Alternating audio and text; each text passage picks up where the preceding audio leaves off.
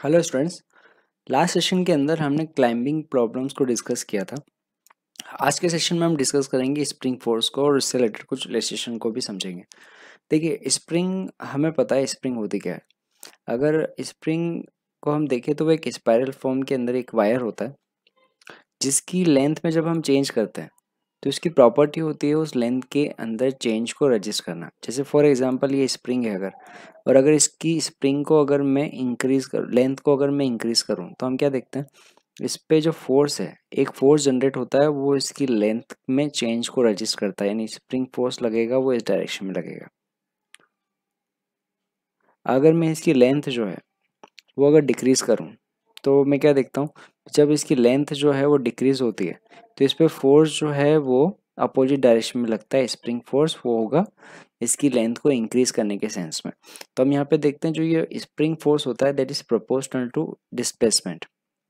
Displacement मतलब spring की length में चेंज के प्रोपोर्शनल। और जो यहाँ पे माइनस साइन है वो ये बताता है कि जिस डायरेक्शन में हमारे पास डिस्प्लेसमेंट होगा फोर्स जो है वो इसके अपोजिट डायरेक्शन में होगा।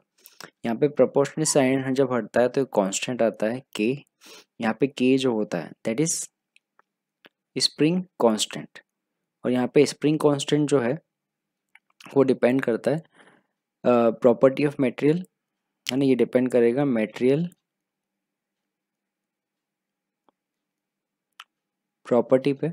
और दूसरा ये डिपेंड करता है लेंथ ऑफ स्प्रिंग, यानी स्प्रिंग की जो लेंथ है उस पर डिपेंड ये करेगा।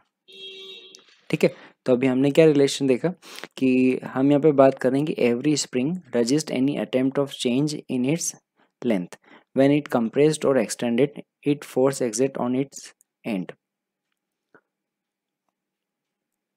यहाँ पे हमारे पास जो स्प्रिंग फोर्स का जो रिलेशन आएगा वो आएगा एफ इजिकल टू माइनस के एक्स। यहाँ पे के जो है वो स्प्रिंग कांस्टेंट है जिसकी यूनिट आएगी न्यूटन पर मीटर, और जो एक्स है that is change in length. Natural length की कंडीशन पे जो स्प्रिंग के अंदर फोर्स होता है वो जीरो होता है, यानी ये वाली कंडीशन नेचुरल लेंथ की। जब स्प्रिंग के अंदर कोई भी डिस्प्लेसमेंट नहीं है तो इस कंडीशन में फोर्स जीरो होता है। जब हम इसकी लेंथ में चेंज करेंगे, जिससे हमने ये चेंज जो किया है ना, that is L not plus x. तो एक्स को इंक्रीज किया है तो स्प्रिंग फोर्स इसके अपोजिट डायरेक्शन में लगेगा, वो होगा के एक्स के बराबर। देखिए यहाँ पर स्प्रिंग कांस्टेंट जो हमने देखा उससे रिलेटेड एक इम्पॉर्टेंट पॉइंट डिस्कस करते हैं। अभी हमने कहा था कि जो स्प्रिंग कांस्टेंट है वो डिपेंड करता है लेंथ पे। तो यहाँ पर जो स्प्रिंग कांस्टेंट होता है that is inversely proportional to natural length, यानी यहाँ पे नेचुरल लेंथ और स्प्रिंग कांस्टेंट है, इनका जो प्रोडक्ट होता है वो कांस्टेंट रहता है। यानी दो अलग अलग कंडीशन में हम लिख सकते हैं K1 L1 is equal to K2 L2। देखिए जैसे इसे एक एग्जांपल से समझते हैं। ये कोई स्प्रिंग है जिसकी टोटल लेंथ जो है वो है एल नॉट और इसका स्प्रिंग कांस्टेंट जो है वो के है। अब हमने किया क्या, इस स्प्रिंग को दो बराबर पार्ट में कट कर दिया। ठीक है,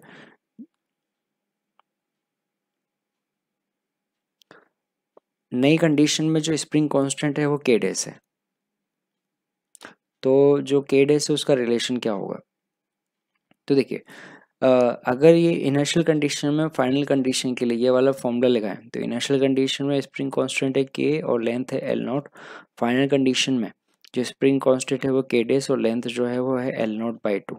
तो यहाँ से हमारे पास के डेस का रिलेशन आएगा वो आएगा टू के, है ना। तो अगर हमने लेंथ जो है वो हाफ की है तो स्प्रिंग कांस्टेंट जो है वो डबल हो गया। ऐसा ही और क्वेश्चन हम देख सकते हैं जिससे कि टोटल लेंथ जो है उसको मैं दो पार्ट में डिवाइड करता हूँ। टोटल लेंथ जो है इसको मैंने डिवाइड किया, ये लेंथ जो है वो L1 और ये लेंथ है L2, टोटल लेंथ है L नॉट। और हमने L1 और L2 जो है उसको 2:3 के रेशियो में डिवाइड किया। तो बताइए जो नई कंडीशन में K1 और K2 होंगे वो कितने होंगे। ठीक है, इनिशियल कंडीशन में स्प्रिंग कांस्टेंट जो है वो K है, तो इस कंडीशन में भी फॉर्मूला हम लिख सकते हैं। तब हम कैसे लिखेंगे, K1 L1 is equal to K2, L2 is equal to K L0, ठीक है। तो यहाँ से K1 आएगा, K1 is equal to K L0 upon L1, okay, और K2 आएगा K L0 अपॉन L2। तो यहाँ पर जो L1 का रिलेशन आएगा वो आएगा 2L0 अपॉन 5, और जो L2 का रिलेशन आएगा वो आएगा 3L0 अपॉन 5। तो यहाँ से हम K1 का रिलेशन देखेंगे, K1 का रिलेशन आएगा 5K/2, और जो K2 है, K2 का रिलेशन आएगा 5K/3।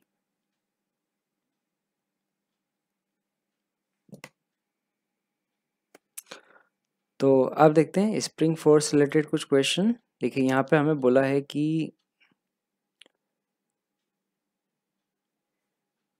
two blocks are connected by a spring of natural length 2 meter.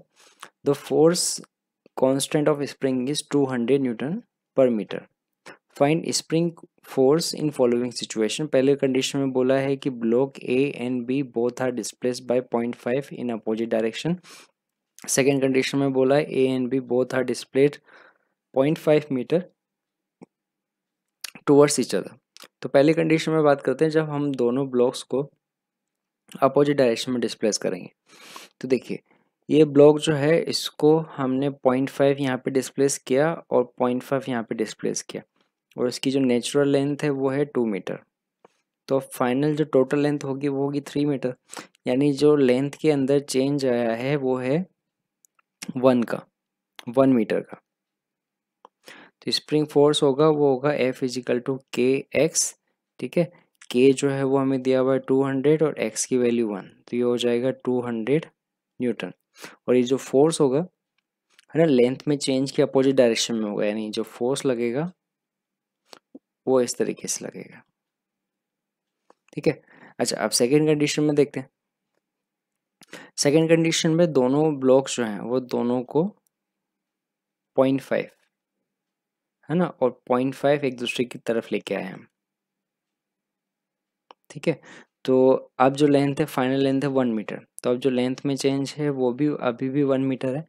जो फोर्स लगेगा वो लगेगा 200 न्यूटन, पर जो डायरेक्शन ऑफ फोर्स होगी वो अब होगी अपोजिट डायरेक्शन पे। स्प्रिंग फोर्स जो होगा वो अब इस तरीके से लगेगा। देखते हैं नेक्स्ट रिलेशन। हमें बोला है to masses of 10 kg and 20 kg respectively are connected by massless spring as shown in figure. Force of 200 acts on 20 kg mass at instant when 10 kg mass has acceleration of 12 meter per second square towards right. Find acceleration of 20 kg. देखिए यहाँ पे दो मास हैं, 10 kg और दूसरा जो है वो 20 kg, दोनों स्प्रिंग से कनेक्टेड है। यहाँ पे 20 पे जो फोर्स है वो 200 न्यूटन का लग रहा है। तो अब हमें पूछा है कि अगर इस स्टैंड पे हम देख रहे हैं कि इस वाले ब्लॉक का जो एक्सलेशन है वो 12 मीटर पर सेकेंड स्क्वायर है, तो इसका जो एक्सलेशन है वो कितना होगा। तो सबसे पहले हम देखते हैं 10 kg ब्लॉक पे। तो देखिए 10 kg ब्लॉक की बात करें तो इस पे कौन सा फोर्स अप्लाई हो रहा है। इस पे एक फोर्स लग रहा है वो है स्प्रिंग फोर्स, ठीक है। जिस डायरेक्शन में एक्सलेशन है ऑब्वियस बात है उसी डायरेक्शन में इस पे फोर्स लग रहा होगा। तो इस रिलेशन से है ना हम देख सकते हैं कि स्प्रिंग फोर्स जो है वो कितना लग रहा है। इस कंडीशन पे स्प्रिंग फोर्स जो है वो होगा मास इनटू एक्सलेशन के बराबर। मास जो है इस केस में वो है 10 और एक्सलेशन है 12, तो जो स्प्रिंग फोर्स है वो हमें मिल जाएगा यहाँ से 120 न्यूटन। देखिए स्प्रिंग फोर्स जो होता है वो दोनों सेम सेंस में होता है, यानी इस तरीके से होगा। स्प्रिंग फोर्स इसमें इधर है तो इसमें स्प्रिंग फोर्स इधर होगा। तो अब अगर हम दूसरा जो ब्लॉक है 20 kg उसका फ्री बॉडी डायग्राम बनाए तो उस पर फोर्स कौन कौन से होंगे। देखिए इस पे एक स्प्रिंग फोर्स जो है वो यहाँ लगेगा, वो हमने निकाल लिया, वो है 120 न्यूटन। इस पे दूसरा फोर्स यहाँ पे लगा है, ये है 200 न्यूटन। तो इसका एक्सलेशन हमें फाइंड करना है, तो एक्सलेशन होगा net force upon mass of block.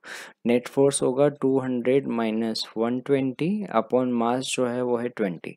तो एक्सलेशन आएगा वो आएगा 80 अपॉन 20 मीन्स 4 मीटर पर सेकेंड स्क्वायर। यानी इस कंडीशन में जो ब्लॉक का एक्सलेशन होगा 20 kg ब्लॉक का एक्सलेशन वो होगा 4 मीटर पर सेकेंड स्क्वायर।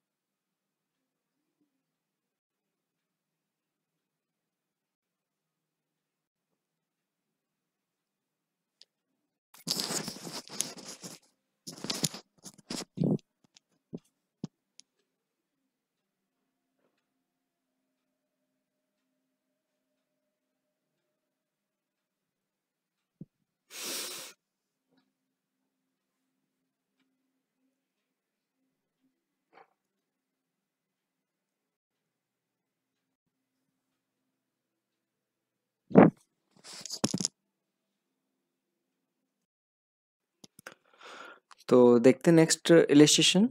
देखिए यहाँ पे हमें बोला है कि two masses m1 and m2 are connected by light spring and placed on horizontal surface. A force of F acts on m1. If its acceleration is a1, then find acceleration of mass m2. तो देखिए question के अंदर जो data हमें दिया हुआ है तो उसके अकॉर्डिंग क्या, ये वाला मास जो है ये है m1 और दूसरा मास है ये m2। जब m1 पे फोर्स F लगाया तो m1 का एक्सलेशन a1 मिला। तो अब हमें पूछा है कि बताइए जो m2 है इसका एक्सलेशन जो है वो क्या होगा। ठीक है, तो देखिए अब यहाँ पे हमारे पास दो ऑब्जेक्ट है m1 और m2। ये दोनों जो है वो स्प्रिंग से कनेक्टेड है।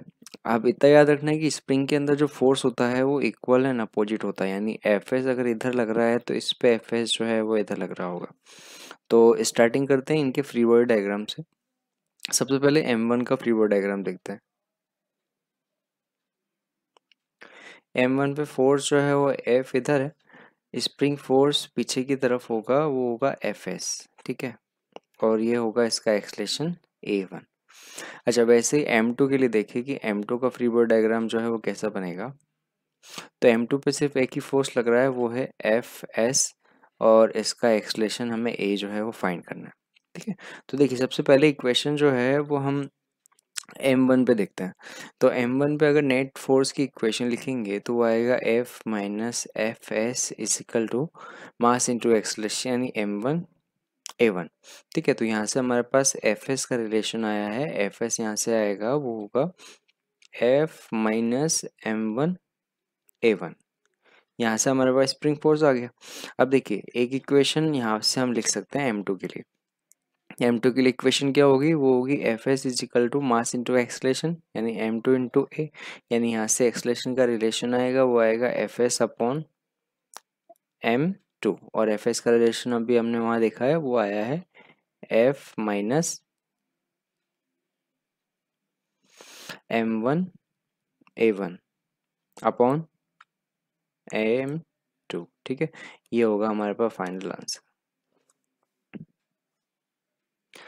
अब हम देखते हैं अलग टाइप के क्वेश्चंस। देखिए इसमें जो थ्रेड है ना इसको कट किया गया है। तो थ्रेड की प्रॉपर्टी क्या होती है कि स्प्रिंग को जब हम कट करते हैं तो टेंशन जो है वो उसी मोमेंट जीरो हो जाता है। बट जो स्प्रिंग जो है, स्प्रिंग की प्रॉपर्टी क्या है, स्प्रिंग में जो फोर्स होता है वो चेंज होने में टाइम लगता है क्योंकि यहाँ पे फोर्स जो है वो प्रोपोर्शनल टू एक्स होता है, यानी कि स्प्रिंग के एक्सटेंशन के प्रोपोर्शनल होता है। स्प्रिंग के एक्सटेंशन को कम या ज़्यादा होने में टाइम लगेगा, तो स्प्रिंग का जो फोर्स होता है वो चेंज होने में टाइम लगता है। बट स्प्रिंग जो होती है, स्प्रिंग कट करते ही उसका टेंशन जो है वो ज़ीरो हो जाता है। तो इसी कंसेप्ट पे बेस्ड है ये क्वेश्चन। हमें बोला है two block A and B same mass M attached with light string are suspended by string as shown in figure. Find acceleration of block A and B just after the string is cut.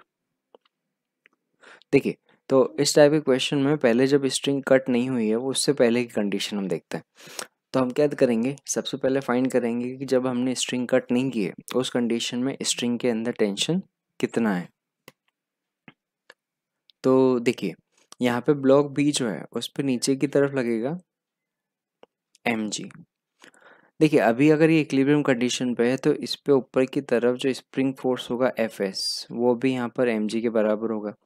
जितना F S यहाँ पे नीचे की तरफ इस block पे ऊपर की तरफ लग रहा है उतना ही एम जी एफ एस जो होगा वो ए पर लग रहा है और ए का खुद का जो है वो एम जी भी है ना।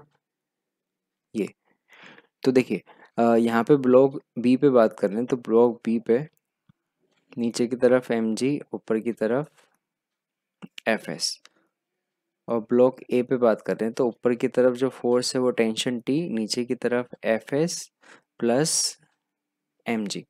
तो देखिए एफ एस जो है वो हमें मिला एम जी के बराबर और जो यहाँ पे टेंशन है टी वो मिला यहाँ पे F S plus M G के बराबर। और जैसे हम यहाँ पे एफ एस जो है उसकी वैल्यू यहाँ रखेंगे तो ये टेंशन जो हो जाएगा वो होगा टू एम जी। ठीक है, ये है इनिशियल कंडीशन पे। अब हम देखते हैं कि जब हम स्ट्रिंग को कट कर देंगे तब क्या होगा। तो देखिए ब्लॉक ए पर देखते हैं, जिस मोमेंट हम ये स्ट्रिंग कट कर देंगे ब्लॉक ए पर जो टेंशन है वो ज़ीरो हो जाएगा। ये ब्लॉक ए, इस पे जो टेंशन था वो अब ज़ीरो हो गया, पर जो नीचे की तरफ ग्रेविटी फोर्स है वो लगेगा और स्प्रिंग फोर्स भी लगेगा। यानी ये वाला फोर्स जो है नीचे की तरफ ये तो कांस्टेंट रहेगा, ये 2mg। ठीक है, तो इस कंडीशन पे ब्लॉक ए का एक्सलेशन हम निकाल सकते हैं। ब्लॉक का जो मास है वो m है, तो एक्सलेशन जो होगा ब्लॉक ए का वो होगा net force upon mass of system, यानी 2mg अपॉन m। ठीक है, तो एक्सलेशन ऑफ ब्लॉक ए जो है वो होगा 2g। ठीक है, अब देखते हैं ब्लॉक बी। देखिए ब्लॉक बी पे नीचे की तरफ mg है और स्प्रिंग फोर्स जो है वो अभी स्टार्टिंग के अंदर कंडीशन में ज़ीरो नहीं होगा, है ना। एफ जो है वो उतना ही रहेगा जितना पहले था। तो इस कंडीशन पे एक्सलेशन ऑफ बी अगर देखेंगे तो उसमें कोई चेंज नहीं आएगा, एक्सलेशन ऑफ बी जो है वो ज़ीरो होगा। ठीक है, तो यहाँ पे ब्लॉक ए जो है उसका एक्सलेशन 2g होगा, जिस स्टैंड पे हम कट करेंगे, और ब्लॉक बी का एक्सलेशन जो है वो ज़ीरो होगा। देखिए सेम क्वेश्चन देखते हैं सेम कंसेप्ट पे।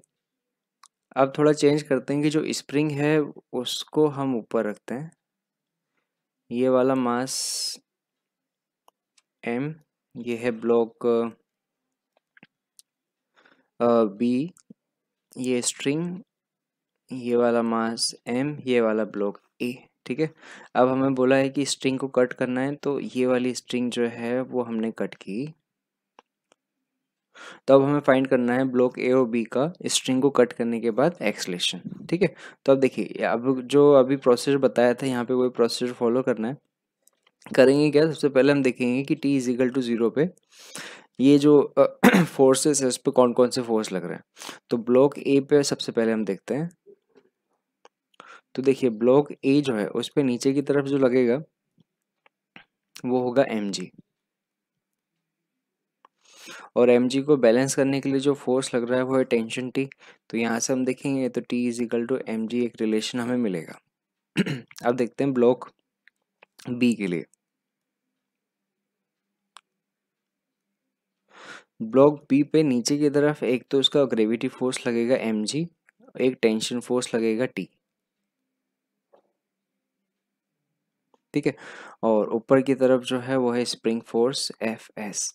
अगर ब्लॉक बी जो है वो इक्विलिब्रियम है तो हम यहाँ से रिलेशन निकाल सकते हैं कि जो एफ एस का रिलेशन होगा स्प्रिंग फोर्स का रिलेशन वो होगा एम जी प्लस टी, और टी का जो रिलेशन हमें मिला वो है एम जी, यानी M G plus M G, यानी यहाँ से एफ एस जो मिलेगा वो हमें मिलेगा 2mg। देखिए ये तो हमने देखा इनिशियल कंडीशन के अंदर टेंशन और स्प्रिंग फोर्स। अब हमें पता है जब हम स्ट्रिंग को कट कर देंगे तो जो टेंशन फोर्स है वो ज़ीरो हो जाएगा। तो उस कंडीशन में देखते हैं कि ब्लॉक ए और ब्लॉक बी के अंदर क्या चेंजेस आएंगे, है ना। तो सबसे पहले देखते हैं ब्लॉक ए। अब देखिए ऊपर की तरफ जो टेंशन था वो तो अब ज़ीरो हो गया, नीचे की तरफ एम जी जो है वो तो अब सेम ही है।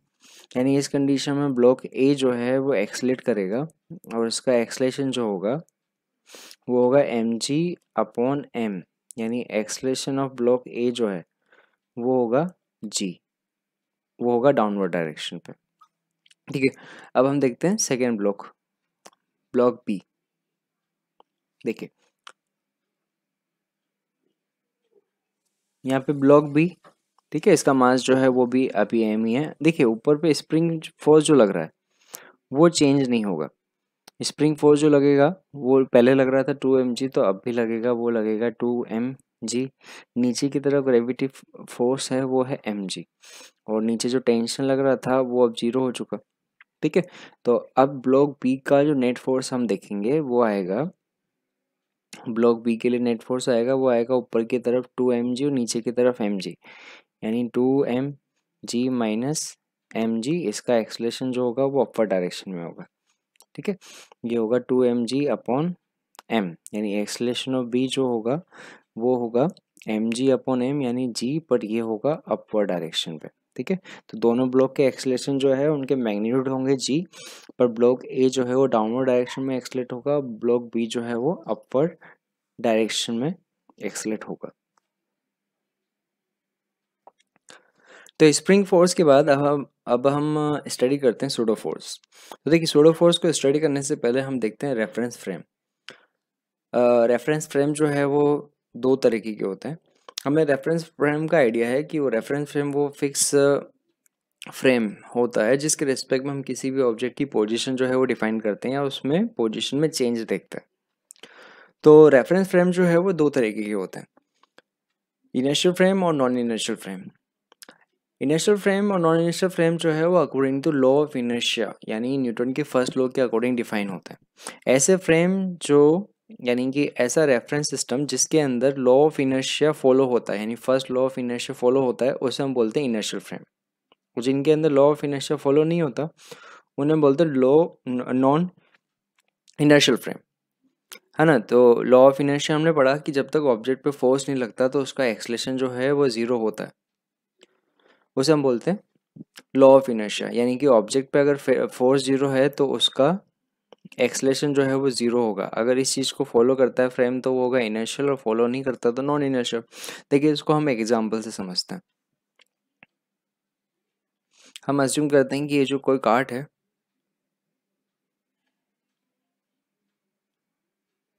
ठीक है, इसमें कोई एक ऑब्जर्वर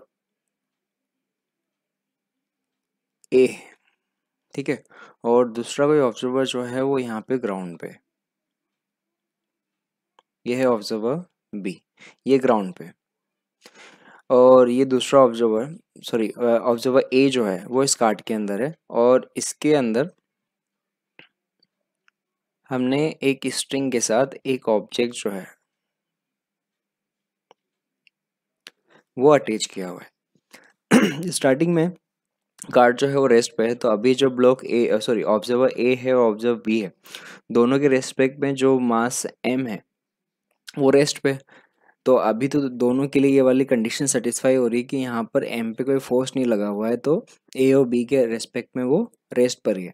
अब हम एक काम करते हैं कि जो ये कार्ट है उसको एक्सलेट कराते हैं।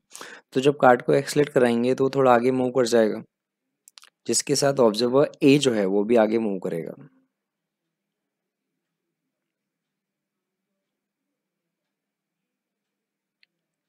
तो ये जो कार्ट है वो थोड़ी सी आगे एक्सलेट हो गई। अब हम क्या देखते हैं यहाँ पे,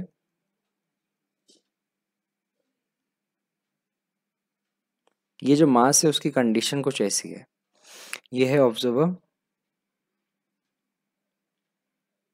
ए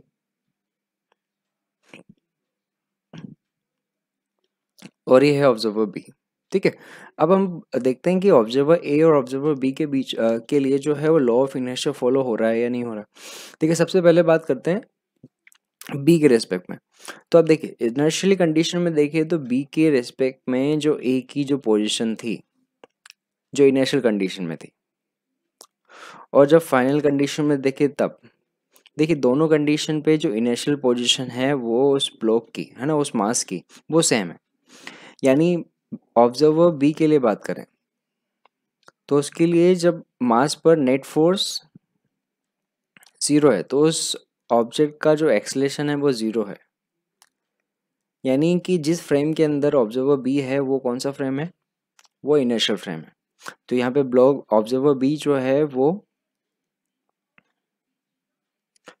इनर्शियल फ्रेम को रिप्रेजेंट कर रहा है। अब यहाँ पे बात करते हैं ऑब्जर्वर ए। तो देखिए ऑब्जर्वर ए के रेस्पेक्ट में देखते हैं, ऑब्जर्वर ए के रेस्पेक्ट में हम देखें अगर तो जो डिस्टेंस है वो अब डिक्रीज हो गई है ना। यहाँ पे हम क्या देख रहे हैं कि जो ऑब्जर्वर बी अगर देखेगा तो उसके लिए जो डिस्टेंस है वो पहले से कम हो गई, पर यहाँ पर नेट फोर्स तो जीरो है। तो ऑब्जर्वर बी के अकॉर्डिंग तो ये लॉ ऑफ इनर्शिया फॉलो नहीं हो रहा, क्योंकि यहाँ पे इस कंडीशन में हम क्या देख रहे हैं कि जो नेट फोर्स है ऑब्जेक्ट पे वो तो जीरो है, पर यहाँ पे जो एक्सलेशन है that is not equal to zero. यानी जो ऑब्जर्वर ए है उसके लिए लॉ ऑफ इनर्शिया फॉलो नहीं हो रहा, यानी ये वाला जो ऑब्जर्वर ए है वो है नॉन इनर्शियल फ्रेम के अंदर। तो इसको हम आइडेंटिफाई कैसे करते हैं कि ऐसे सिस्टम यानी ऐसे रेफरेंस फ्रेम जो रेस्ट पर हों या फिर कांस्टेंट वेलोसिटी से मूव कर रहे हो वो रेफरेंस फ्रेम जो होते हैं वो इनर्शियल फ्रेम होते हैं।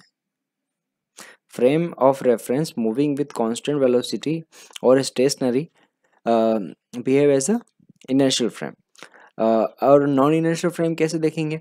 तो अगर कोई फ्रेम जो है वो अगर नॉन जीरो एक्सलेशन से मूव कर रहा है तो उस कंडीशन पे वो फ्रेम जो है वो एक नॉन इनर्शियल फ्रेम को रिप्रेजेंट करेगा। जैसे आपके पास कोई कार्ट बोली हुई है, कार बोली हुई है जो एक्सलेट हो रही है, बस या फिर बोला है कोई लिफ्ट है जो अपर डायरेक्शन में या डाउनवर्ड डायरेक्शन में एक्सलेट हो रही है, तो उन सभी कंडीशन में जो फ्रेम होगा वो नॉन इनर्शियल फ्रेम होगा। याद रखिएगा, अगर फ्रेम जो है कांस्टेंट वेलोसिटी से मूव कर रहा है तो उस कंडीशन पे वो फ्रेम जो होगा वो इनर्शियल फ्रेम होगा, यानी अब तक हमने जो लॉ यूज़ किए हैं वही एक्सप्लेन होंगे वहाँ पर उस कंसेप्ट के लिए, ठीक है। पर अगर यहाँ पे हम देखें कि नॉन इनर्शियल फ्रेम है तो वो तो लॉ ऑफ इनर्शिया को फॉलो नहीं कर रहा, तो अब इस चीज़ को एक्सप्लेन कैसे किया जाए? तो अब देखिए, नॉन इनर्शियल फ्रेम के अंदर लॉ ऑफ इनर्शिया को फॉलो कराने के लिए हम क्या करते हैं, हम एक कंसेप्ट अज्यूम करते हैं, वो है सूडो फोर्स का। हम क्या अज्यूम करते हैं कि ऑब्जर्वर ए के अकॉर्डिंग अगर हम देखें तो जब सिस्टम यानी रेफरेंस फ्रेम जो है वो ए से एक्सलेट होगा तो एक सूडो फोर्स जो है वो उस ऑब्जेक्ट पे अप्लाई होता है। वो सूडो फोर्स जो है वो सिस्टम के एक्सलेशन के अपोजिट डायरेक्शन में लगता है। यानी जब मैं ऑब्जर्वर ए के अकॉर्डिंग देखूंगा तो मैं क्या बोलूँगा कि जब हमारा सिस्टम जो है वो एक्सलेट करता है तो उस कंडीशन पे उस पे एक फोर्स लगता है जिसे हम बोलते हैं सूडो फोर्स, और ये सूडो फोर्स जो होता है वो प्रोडक्ट ऑफ मास और एक्सलेशन ऑफ सिस्टम के बराबर होता है, और इसकी डायरेक्शन जो होती है उस सिस्टम के एक्सलेशन के अपोजिट डायरेक्शन में होती है। तो अब देखिए, अब हम बात करें ऑब्जर्वर ए के अकॉर्डिंग तो लॉ ऑफ इनर्शिया फॉलो हो रहा है। हम क्या कहेंगे, ऑब्जर्वर ए के अकॉर्डिंग की एक फोर्स लग रहा है F is equal to mass into acceleration, जिसकी वजह से जो ऑब्जेक्ट है वो पीछे की तरफ एक्सलेट हो रहा है। तो इस तरीके से हम नॉन इनर्शियल फ्रेम के अंदर लॉ ऑफ इनर्शिया को फॉलो कराते हैं, और इस फोर्स को हम बोलते हैं सूडो फोर्स।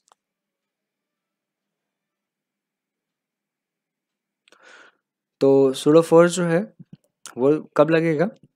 जब हमारे पास सिस्टम जो है वो एक्सलेट होगा। जैसे कि ये कंडीशन है कि ये जो सपोर्ट है एक दिया हुआ है जिसके साथ एक मास एम है और ऑब्जर्वर बी और ऑब्जर्वर ए है, और ये जो कार्ट है या कोई कार है वो ए एक्सलेशन से मूव कर रही है। तो अब हमने कहा क्या कहा, जब सिस्टम जो है वो एक्सलेट कर रहा है तो ऑब्जर्वर बी के अकॉर्डिंग हम बात करेंगे सूडो फोर्स की, है ना।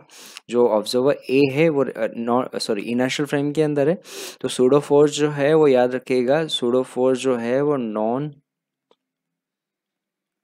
इनर्शियल फ्रेम जो है उनके लिए लगता है, इनर्शियल फ्रेम के लिए नहीं, ठीक है। तो सूडो फोर्स जो है वो बी के अकॉर्डिंग लगेगा। यहाँ पे सिस्टम जो है वो ए से एक्सलेट हो रहा है आगे की तरफ, तो इस पे जो सूडो फोर्स लगेगा वो पीछे की तरफ लगेगा। यहाँ पे याद रखना है सूडो फोर्स जो है वो प्रोडक्ट ऑफ मास और एक्सलेशन ऑफ सिस्टम के बराबर होता है। तो यहाँ पे हमारे पास एम ए जो है वो एक्सलेशन के अपोजिट डायरेक्शन में लगा है, और ये जो सपोर्ट है उस पर नॉर्मल फोर्स लगेगा एन, और ये होगा N is equal to M A के बराबर, ठीक है। और ये ऑब्जर्वर बी। तो इससे रिलेटेड जो पॉइंट हमने देखे वो क्या है? पहला, direction of pseudo force is opposite to the direction of frame. दूसरा, magnitude of pseudo force is equal to mass of body, product of mass of body and mass of body multiply by acceleration of frame, और direction जो है वो opposite है। Point of application of pseudo force is at centre of mass of body which we are analysing, okay. तो next session के अंदर हम discuss करेंगे इससे रिलेटेड कुछ और पॉइंट्स और कुछ इलस्ट्रेशन को, ओके।